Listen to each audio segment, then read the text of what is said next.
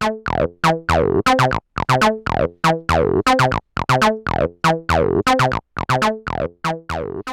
our second 303 bass patch, we're going to use a little bit of randomization along with the envelope mod control on the 303 plugin made by Roland.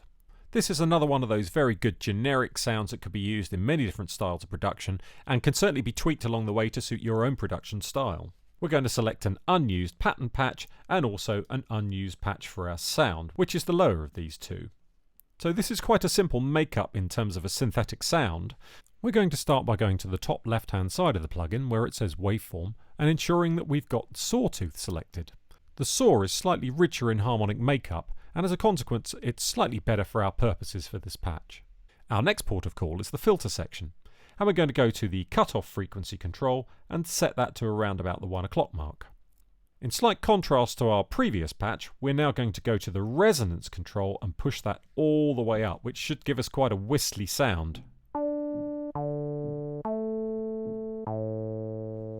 Now in this patch we're going to utilise the envelope modulation control. What this is actually doing is sending the decay, which we have here, over in the direction of the cutoff frequency pot. So by moving the envelope mod control up, it specifies the amount of that signal which is being sent in that direction. We want to place this pot at roughly the 1 o'clock mark, while also deciding on the decay time for our envelope. It's a very basic one-stage envelope that only employs decay, so we're going to set this to roughly the 11 o'clock mark. That should take our squelch sound and make it even squelchier. You can hear that little drop at the beginning of the sound. Now, just as we did in our previous patch, we're going to utilise some distortion to accentuate this sound. So if it's not open already, go to the top right-hand side where it says Panel and just flick open that Effects panel. This time we're going to use the distortion effect, which is called Distortion. So click on the drive type and cycle through the different available effects until you find Distortion. We also want to add a nice amount of depth to this, so we're going to turn this up to roughly the 2 o'clock mark. And you'll hear if you now play the sound, it starts to rip quite nicely.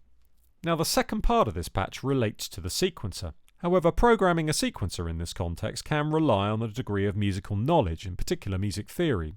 One of the things that the 303 was very good at was creating randomized sequences, and that's what we're going to do now. So if you're not so good with knowing what the notes are, don't worry, we can get the 303 to do some work for you.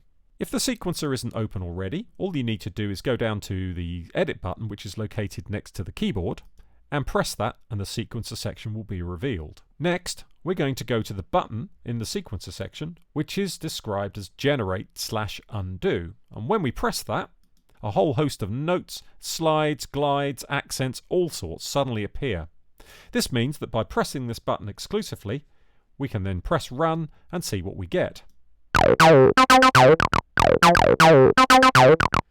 I guess it's a musical equivalent of a lucky dip, but if it doesn't quite suit your purposes, just press the button again and the sequence will change.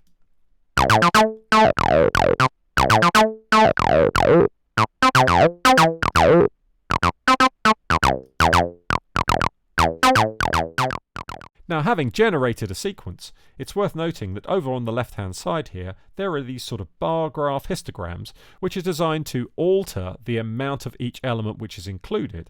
So it's possible at this stage to grab hold of the slide fader and just drag it a little bit, and you'll see that further slides may or may not increase depending on how far you move along that line. It's the same with the accent button, it's the same with the pitch. You can exaggerate how much of it you want. This can be really great for generating a randomized sequence just for inspiration, but it's important to bear in mind that it might not exactly suit your purpose, so you can always fine-tune it or tweak it so it's more appropriate for your needs. Finally, we're just going to add some drums for instant 303 in Nirvana.